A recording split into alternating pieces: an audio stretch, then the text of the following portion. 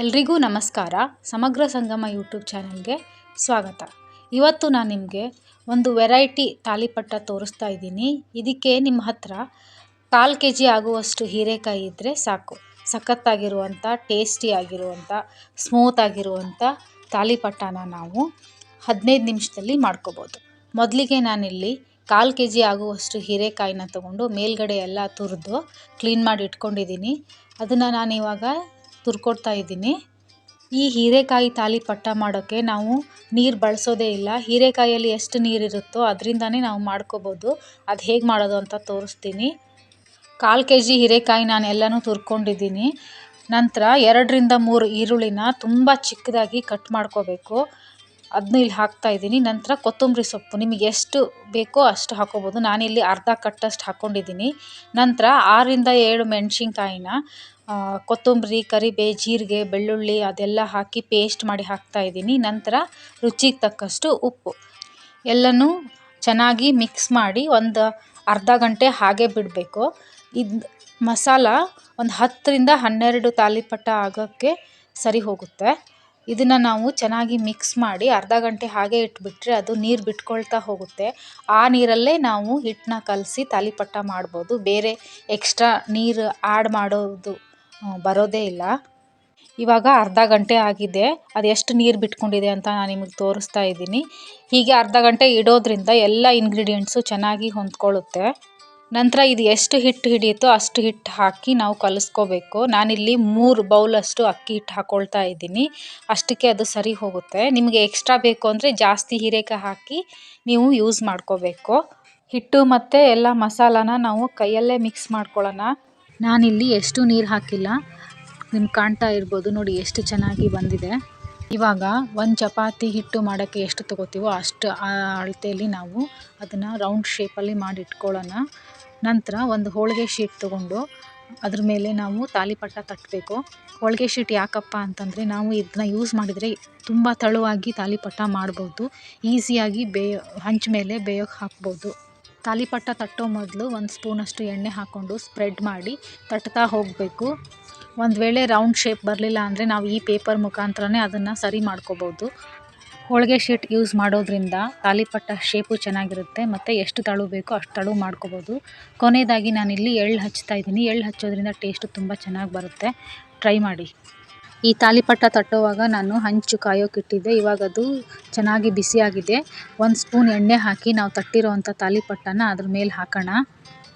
ನಂತರ 2 ಕಡೆ ಚೆನ್ನಾಗಿ ಅದನ್ನು ಬೇಯಿಸಿದರೆ ನಮ್ಮ ತಾಲಿಪಟ್ಟ ರೆಡಿ ಆಯಿತು. ಒಂದು ತಾಲಿಪಟ್ಟ ಬೇಯೋ ಟೈಮಲ್ಲಿ ನಾವು ಇನ್ನೂ ಒಂದು ತಾಲಿಪಟ್ಟನೂ ತಟ್ಕೋಬೋದು. ಯಾಕಂದರೆ ಇದು ತಾಲಿಪಟ್ಟ ಬೇಯೋದು ಸ್ವಲ್ಪ ನಿಧಾನ ಆಗುತ್ತೆ. ಹೀಗಾಗಿ ನಾವು ಈಸಿಯಾಗಿ ಇನ್ನೊಂದು ತಾಲಿಪಟ್ಟ ರೆಡಿ ಮಾಡ್ಕೋಬೋದು.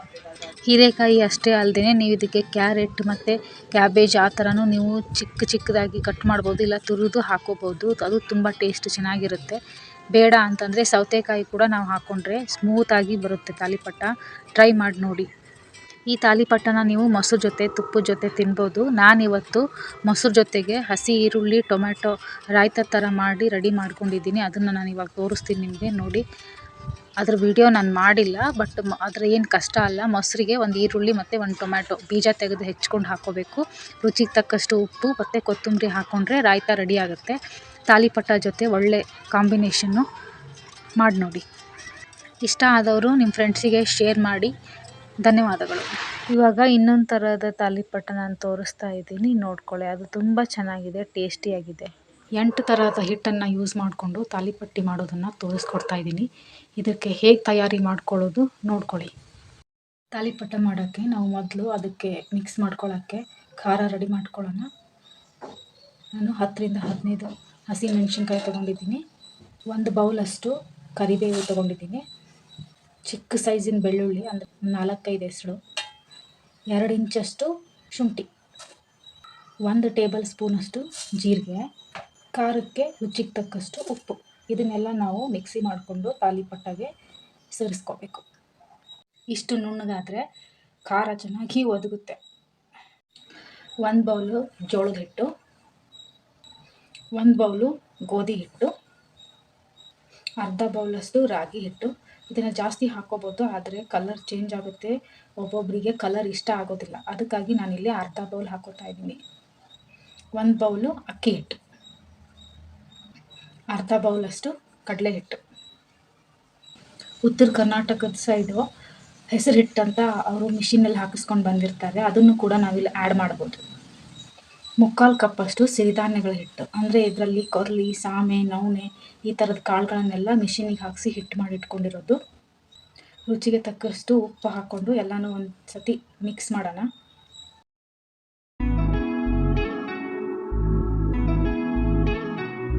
ನಾವು ಮೊದಲೇ ಮಿಕ್ಸಿ ಮಾಡ್ಕೊಂಡು ಇಟ್ಕೊಂಡಿರೋವಂಥ ಖಾರ, ಅದನ್ನು ನಾನಿಲ್ಲಿ ಆ್ಯಡ್ ಮಾಡ್ಕೊತಾ ಇದ್ದೀನಿ.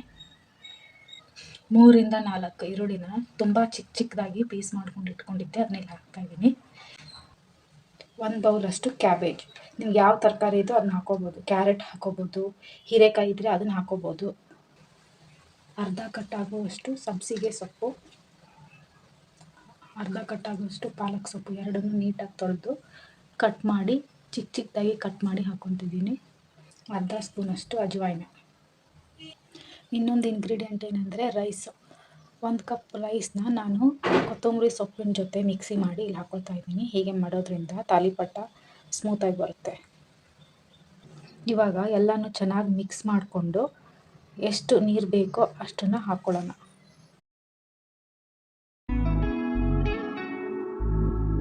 ನಿಮಗೆ ಇನ್ನೂ ಉಪ್ಪು ಬೇಕು ಅನಿಸಿದರೆ ನಾವು ಇವಾಗಲೇ ಹಾಕ್ಕೋಬೋದು. ಎಲ್ಲ ಥರದ ಹಿಟ್ಟು ಸೇರಿದೆ, ಆಮೇಲೆ ನಾವು ಯಾವುದು ಬೇಕೋ ಆ ಥರ ತರಕಾರಿ ಹಾಕ್ಕೋಬೋದು. ಆಮೇಲೆ ಸೊಪ್ಪು ನಾವಿಲ್ಲಿ ಹಾಕ್ಕೊಂಡಿದ್ದೀವಿ. ನ್ಯೂಟ್ರಿಷನಲ್ ಫುಡ್ ಅಂತಲೇ ಹೇಳ್ಬೋದು. ಮಕ್ಕಳಿಂದ ಹಿಡಿದು ದೊಡ್ಡವ್ರ ತನಕನೂ ಎಲ್ರಿಗೂ ಚೆನ್ನಾಗಿರುತ್ತೆ ಇದು. ಇದರಲ್ಲೇ ಎಲ್ಲ ಖಾರ ಉಪ್ಪು ಹಾಕಿರೋದ್ರಿಂದ ಎಕ್ಸ್ಟ್ರಾ ಚಟ್ನಿ ಏನು ಬೇಕಾಗಲ್ಲ. ಇದಕ್ಕೆ ನಾವು ಹಾಗೇ ತುಪ್ಪ ಹಾಕ್ಕೊಂಡು ತಿನ್ಬೋದು, ಇಲ್ಲ ಅಂದರೆ ಮೊಸರು ಜೊತೆಗೆ ತಿನ್ಬೋದು. ಹೀಗೆ ಕೈಯಲ್ಲಿ ಕಲಸಿದ್ರೆ ಹಾಕಿರೋ ಇಂಗ್ರೀಡಿಯೆಂಟ್ಸ್ ಎಲ್ಲ ಚೆನ್ನಾಗಿ ಮಿಕ್ಸ್ ಆಗುತ್ತೆ. ಸ್ಪೂನಲ್ಲಾದರೆ ಒಂದೊಂದು ಮಿಕ್ಸ್ ಆಗಲ್ಲ. ಎಲ್ಲ ಅಡುಗೆ ಮಾಡೋರಿಗೂ ಈ ಥರ ಟಿಪ್ಸ್ ಗೊತ್ತಿರುತ್ತೆ. ಇವಾಗ ಎಲ್ಲ ಇಂಗ್ರೀಡಿಯೆಂಟ್ಸು ಚೆನ್ನಾಗಿ ಮಿಕ್ಸ್ ಆಗಿದೆ. ಇದನ್ನು ನಾವು ಎಷ್ಟು ಇದೆಯೋ ಎಲ್ಲಕ್ಕೂ ನೀರು ಹಾಕಿ ಕಲಿಸ್ಕೋಬಾರ್ದು, ಯಾಕಂದರೆ ಈರುಳ್ಳಿ ಹಾಕಿರೋದ್ರಿಂದ ಅದು ಹೋಗ್ತಾ ನೀರು ಬಿಟ್ಕೊಳ್ಳುತ್ತೆ. ಹೀಗಾಗಿ 4 ಅಳತೆ ತಾಲಿಪಟ್ಟದಷ್ಟು ತೊಗೊಂಡು ಬೇರೆ ಪಾತ್ರೆಯಲ್ಲಿ ಎಷ್ಟು ನೀರು ಬೇಕೋ ಅಷ್ಟು ಹಾಕ್ಕೊಂಡು ಕಲಿಸ್ಕೊಂಡು ಮಾಡಬೇಕು. ತೋರಿಸ್ತೀನಿ ನಾನು ನಿಮಗೆ ಇವಾಗ. ಈ ಥರ ಇನ್ನೊಂದು ಚಿಕ್ಕ ಪಾತ್ರೆ ತೊಗೊಂಡು ಅದರಲ್ಲಿ ನಿಮಗೆ ಸದ್ಯಕ್ಕೆ ಎಷ್ಟು ಬೇಕೋ, ಅಂದರೆ 2 ರಿಂದ 3 ತಾಲಿಪಟ್ಟ ಆಗೋವಷ್ಟನ್ನು ತೊಗೊಂಡು ನೀರು ಅಳತೆ ಹಾಕ್ಕೊಂಡು ಮಾಡ್ಕೋಬೇಕು. ಸ್ವಲ್ಪ ನೀರು ಹಾಕ್ಕೊಂಡು ಕಲಿಸ್ಕೋಬೇಕು. ತುಂಬ ನೀರು ಒಟ್ಟಿಗೆ ಹಾಕಿಬಿಟ್ರೆ ತುಂಬ ಮೆತ್ತಗಾಗಿ ತಾಲಿಪಟ್ಟ ತಟ್ಟೋಕೆ ಬರೋಲ್ಲ. ಇಲ್ಲಿ ನೋಡಿ ನಾನು ತೋರಿಸ್ತಿದ್ದೀನಲ್ಲ, ಅದಕ್ಕೆ ಬಂದರೆ ಸಾಕು, ಸ್ವಲ್ಪ ಮೆತ್ತಗಿರಬೇಕು. ಹೋಳಿಗೆ ಶೀಟ್ ಮೇಲೆ ನಾವು ತಾಲಿಪಟ್ಟ ತಟ್ಕೊಂಡು ಅದನ್ನು ಕ್ಲೀನಾಗಿ ಬೇಯಿಸ್ಕೋಬೋದು. ಯಾವ ರೀತಿ ಮಾಡೋದು ಅಂತ ಇವಾಗ ನೋಡ್ಕೊಳ್ಳಿ. ಇಲ್ಲಿ ನಾನು ತಾಲಿಪಟ್ಟ ತಟ್ಟಿದ ಮೇಲೆ ಸ್ವಲ್ಪ ಎಳ್ಳು ಅದಕ್ಕೆ ಹಚ್ತೀನಿ ಕೊನೆಗೆ. ಆ ಥರ ಮಾಡಿಕೊಂಡ್ರೆ ಟೇಸ್ಟ್ ತುಂಬ ಚೆನ್ನಾಗಿರುತ್ತೆ.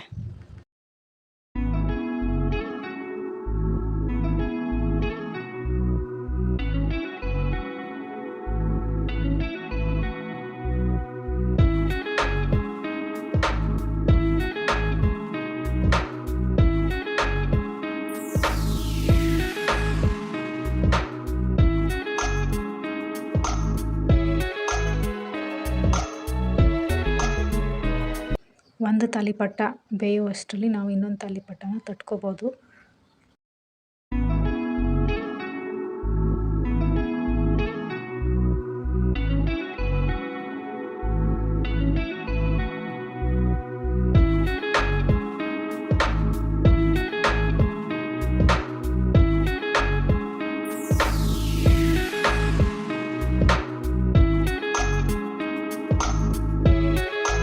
ಇವಾಗ ತಾಲಿಪಟ್ಟು ರೆಡಿಯಾಗಿದೆ. ನೀವು ಇದನ್ನು ತುಪ್ಪ ಹಾಕ್ಕೊಂಡಾದರೂ ತಿನ್ಬೋದು, ಇಲ್ಲ ಮೊಸರು ಜೊತೆಗಾದರೂ ತಿನ್ಬೋದು.